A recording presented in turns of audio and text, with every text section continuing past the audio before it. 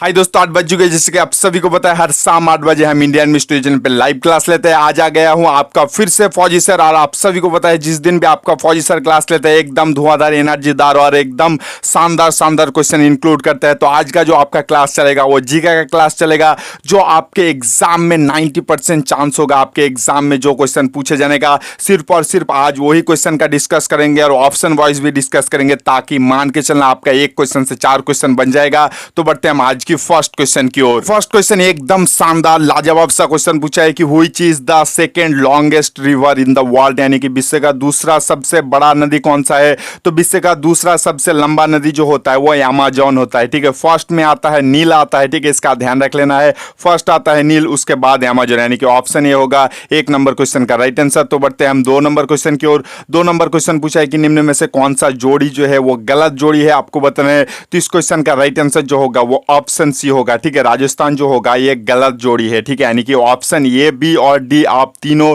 ईमानदारी से नोट कर लेना, जिन बच्चों को नहीं मालूम था। तो बढ़ते हैं नेक्स्ट क्वेश्चन, यानी कि 3 नंबर क्वेश्चन की ओर।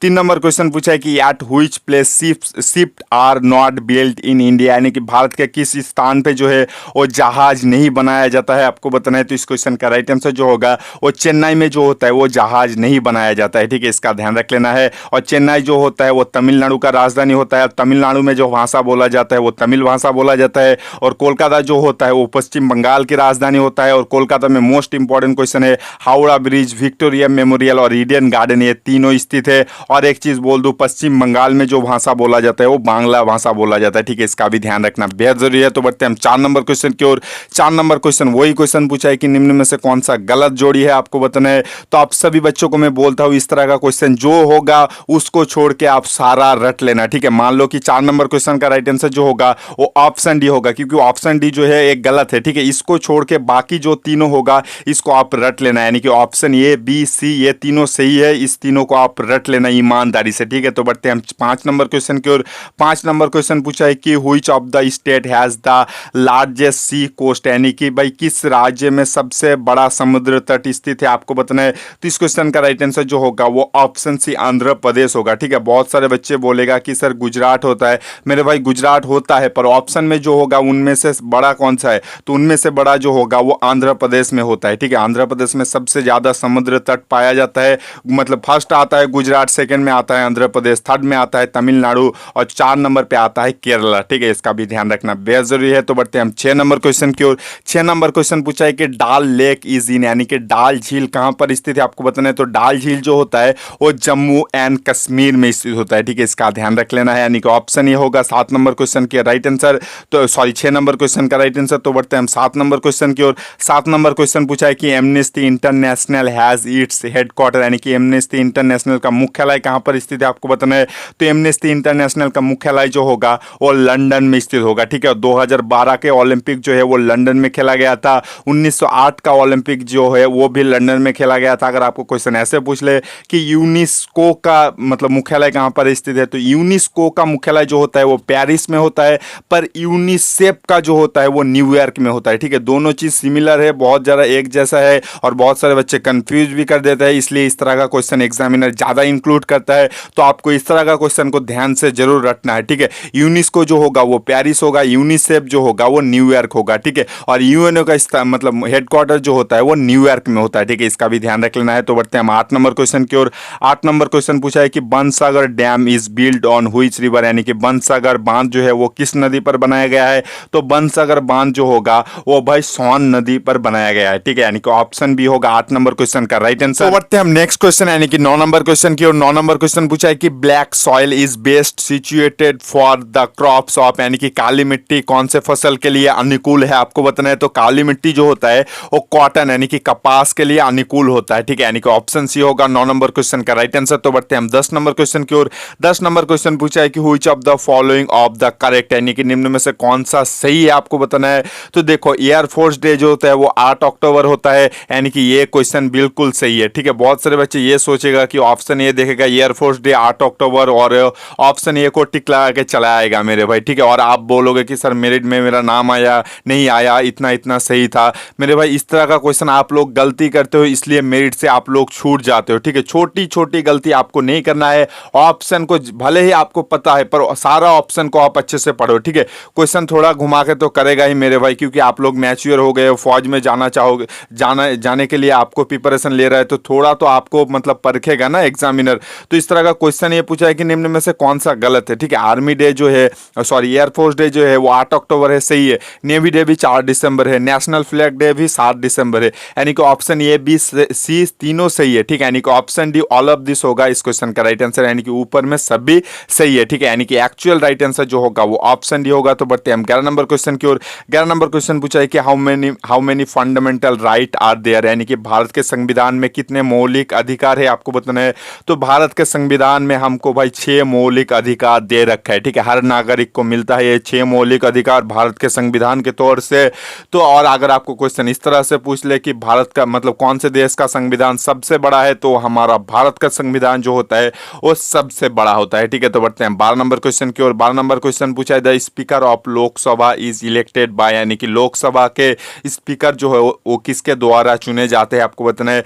तो इस मतलब लोकसभा के स्पीकर जो होता है वो मेंबर ऑफ लोकसभा के द्वारा चुने जाता है, ठीक है। लोकसभा के सदस्य के द्वारा चुने जाते हैं, यानी कि ऑप्शन डी होगा 12 नंबर क्वेश्चन कर रहे हैं। तो बढ़ते हैं हम नेक्स्ट क्वेश्चन यानी कि 13 नंबर क्वेश्चन की। 13 नंबर क्वेश्चन पूछा है द प्लानिंग कमीशन और सेटअप इन व्हिच ईयर, यानी कि भाई मतलब प्लानिंग कमीशन जो है वो कब मतलब स्थापित किया गया था आपको बताना है। कौन से वर्ष को स्थापना किया गया था, तो होगा भाई 1950 साल में स्थापना हुआ था, ठीक है। यानी कि प्लानिंग कमीशन का जो सेटअप हुआ था वो 1950 में हुआ था, यानी कि ऑप्शन भी होगा 13 नंबर क्वेश्चन का राइट आंसर।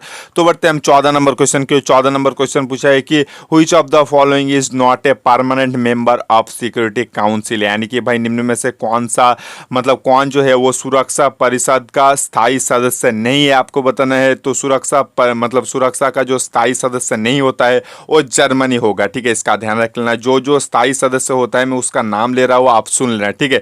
परमानेंट यानी कि स्थायी सदस्य होता है भाई चाइना होता है, फ्रांस होता है, रशियन फेडरेशन होता है, द यूनाइटेड किंगडम होता है, यानी यूनाइटेड स्टेट होता है, ठीक है। टोटल 5 जो होता है वो भाई परमानेंट होता है, और नॉन परमानेंट यानी कि भाई जो मतलब टेम्पररी होता है यानी कि अस्थायी होता है वो 10 होता है। टोटल मेंबर जो होता है वो सुरक्षा परिषद का वो टोटल 15 होता है, उनमें से 5 जो होता है वो स्थायी होता है, और 10 जो होता है वो अस्थायी होता है, ठीक है। तो बढ़ते हैं हम 15 नंबर क्वेश्चन की ओर। 15 नंबर क्वेश्चन पूछा है कि which day is largest day in north hemisphere, यानी कि उत्तर गोलार्ध में सबसे लंबा दिन कौन सा है आपको बताना है। तो उत्तर गोलार्ध में सबसे लंबा दिन जो होगा वो 21 जून को होगा, यानी कि ऑप्शन ए होगा इस क्वेश्चन का राइट आंसर। अगर आपको क्वेश्चन ऐसे पूछ ले कि एनुअल एवरेज के हिसाब से दिन और रात कौन से मतलब दिन को समान होता है, तो होगा भाई 23 सितंबर एनुअल एवरेज हिसाब से, ठीक है। यानी कि ऑप्शन ये होगा 15 नंबर क्वेश्चन का राइट आंसर। तो बढ़ते हैं हम 16 नंबर क्वेश्चन की। 16 नंबर क्वेश्चन पूछा है कि which country is the largest produce of rubber in the world, यानी कि विश्व का सबसे ज्यादा रबर कौन सा देश उत्पन्न करता है। तो होगा भाई ऑप्शन ये यानी कि थाईलैंड होगा, ठीक है। इसका ध्यान रख लेना है, थाईलैंड जो होता है वो विश्व के अंदर सबसे ज्यादा रबर उत्पन्न करता है। अगर आपको क्वेश्चन इस तरह से पूछ ले कि भारत के अंदर कौन से राज्य में सबसे ज्यादा रबर उत्पन्न करता है, तो केरला जो होता है वो फर्स्ट नंबर पे आता है भारत के राज्य के हिसाब से, ठीक है। और भारत वर्ल्ड वाइड जो आता है यानी कि दुनिया के अंदर चौथे नंबर पे आता है, जो सबसे मतलब चौथे नंबर पे आता है रबर उत्पन्न करने में, ठीक है। अगर आपको क्वेश्चन ऐसे पूछ ले कि सबसे ज्यादा फर्टिलाइजर कौन सा देश उत्पन्न करता है, तो होगा भाई यूएसए यानी कि यूनाइटेड स्टेट ऑफ अमेरिका।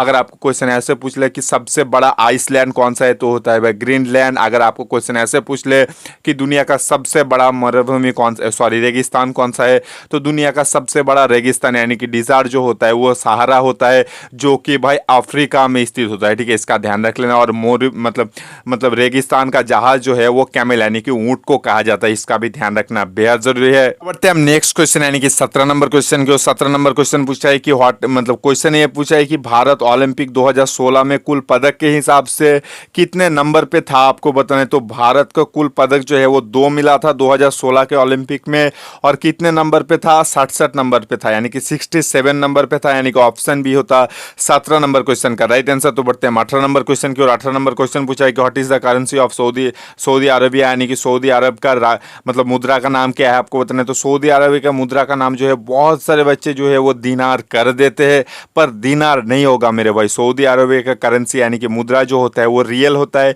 दिनार जो होता है वो आर्मेनिया का होता है, ठीक है। इसका ध्यान रख लेना। पाकिस्तान का होता है रुपीज, भारत का भी होता है रुपीज, श्रीलंका का भी होता है रुपीज, नेपाल का भी होता है रुपीज, रुपीज़, ठीक है। ये देश जो है वो रुपीज़ होता है, ठीक है, इसका ध्यान रख लेना है। और बांग्लादेश का राजधानी जो है वो ढाका है और बांग्लादेश की मुद्रा जो है वो टाका है, ठीक है। तो बढ़ते हैं हम 19 नंबर क्वेश्चन की ओर। 19 नंबर क्वेश्चन पूछा है कि with which ecosystem is Pandit Shiv Kumar Sharma related, यानी कि पंडित शिव कुमार शर्मा किस वाद्य यंत्र के साथ संबंधित है। तो पंडित शिव कुमार शर्मा जो होता है वो आप सभी को पता है, ऑप्शन डी होगा इस क्वेश्चन का राइट आंसर, यानी कि संतूर के साथ संबंधित होता है।